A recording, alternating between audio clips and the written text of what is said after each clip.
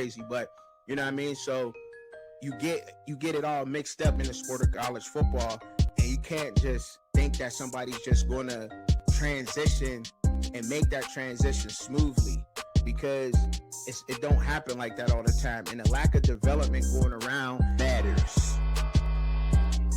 It matters. It just does. It matters. And we'll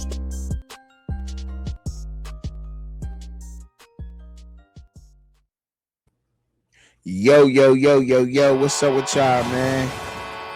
Tuned in and fans' point of view. You know what I'm saying? What's going on, man? Truck and Chubby here, man. Look, man, y'all make sure y'all follow me on all platforms. You know what I'm saying?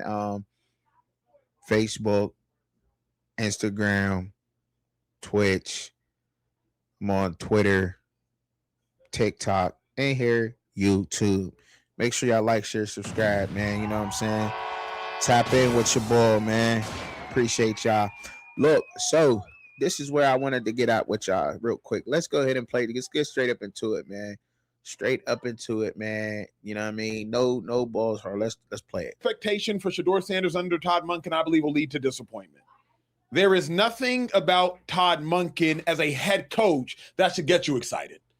As an offensive coordinator, you could say Lamar Jackson had an MVP season under Todd Monken. As an offensive coordinator, Lamar Jackson had 41 touchdowns and 4 interceptions under Todd Monken. As an offensive coordinator, you can make arguments under Todd Monken. Stetson Bennett won 2 national championships at Georgia under Todd Monken. But as a head coach, no. Nothing about Todd Monken as a head man gets me excited. I need to see who the offensive coordinator is going to be. That's what I need to see. But what I don't yet see, T, is like, how is Todd Monken going to command that locker room, command that group of men? And also, if I'm Shedeur or anybody in that locker room, why am I listening to Todd Monken? What have you won on an NFL level as a head coach? You're not even a head coach on an NFL level. So I don't even have expectations for Shedeur under Todd Monken, because I believe any expectations I would have, he would not meet. Because why am I excited about it, T? Why? Yo, I thought I talked crazy.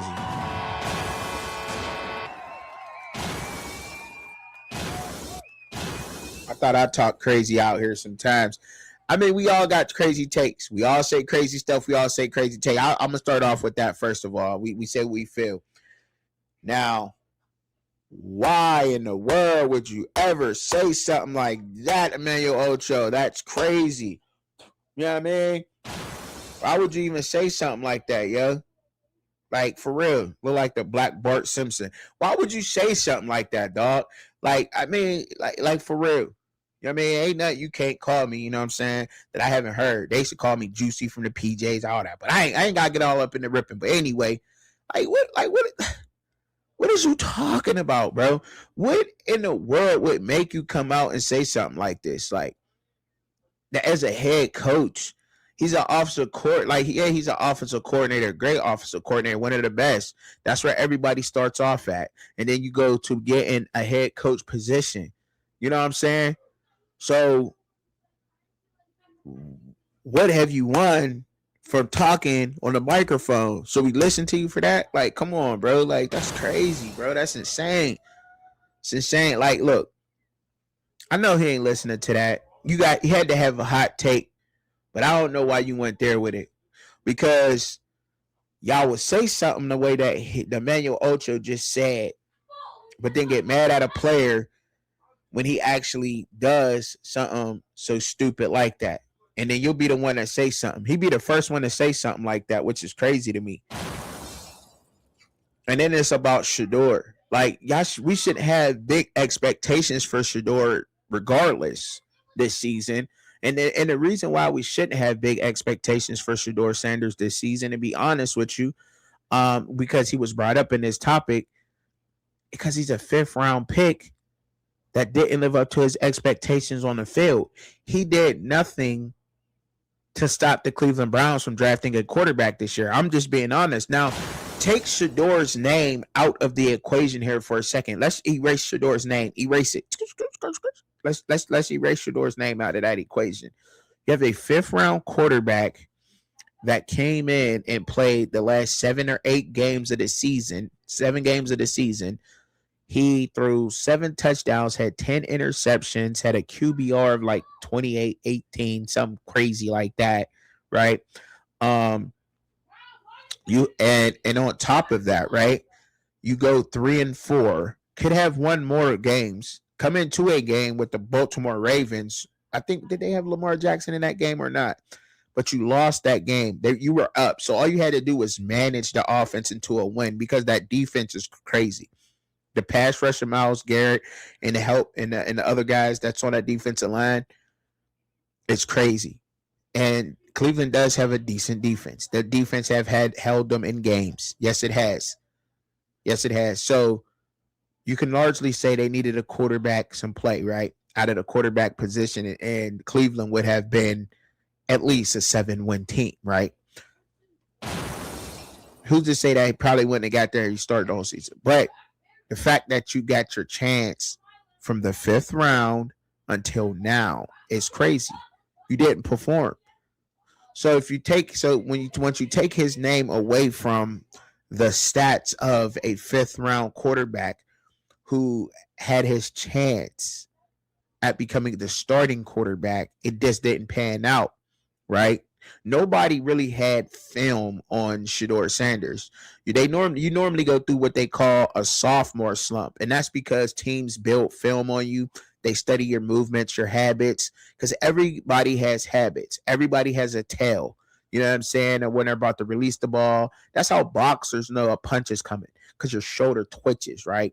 So that's how they know a punch is coming. You look at the shoulder movement, their hips. Something is the tail that they're about to come at you and give you a right or a left. Same thing with football players. It's the same thing. Same thing, right? Everybody has a tail, and they study that. And good players study those tails. Good defensive coordinators study those tails, and they plan around that, and they plan to stop that. They scheme up to stop your quarterback, right? So there's nothing warranted there's no expectations for his season anyway, because he was a 5th round pick. Regardless if you thought he was a 1st round, if I thought he was a 1st round, because nobody really thought that was going to happen because of his popularity, right? If nothing else less, we thought that his popularity would warrant him being a higher draft pick, right? Even if not as his play. Kind of how they did with the Pro Bowl situation, right? We thought that would probably work for his celebrity, would work for his draft pick. Like, let's just be honest. His football, he didn't play horrible at Colorado, but he had tails at Colorado, right? But we knew if you played decent the way he did, 9-win season, he had a Heisman winning right receiver, and how popular he is around the sports world, yeah, he should definitely be a 1st, 2nd round pick, right? You would think so. That's how it normally was. You know what I'm saying? In college football, but it didn't work like that because talent evaluators, for whatever reason, whether it was a whiteboard, whether it was plays he didn't know, coverage, or whatever it is that we don't know, but we can speculate on, right? Now we can say, I could come up here and pull out whatever I need to pull out to say that Shedeur didn't know this or he didn't know that, and he struggles with it and he struggles with that. However, he's getting better. He's training himself to be better now, but being a 5th round pick still remains. That still remains. It's just his name that's attached to it that makes this a different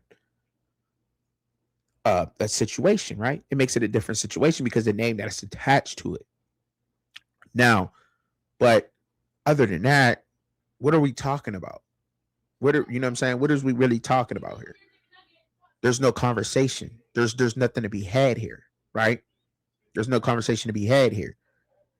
The Cleveland Browns should absolutely be drafting a quarterback out of this draft.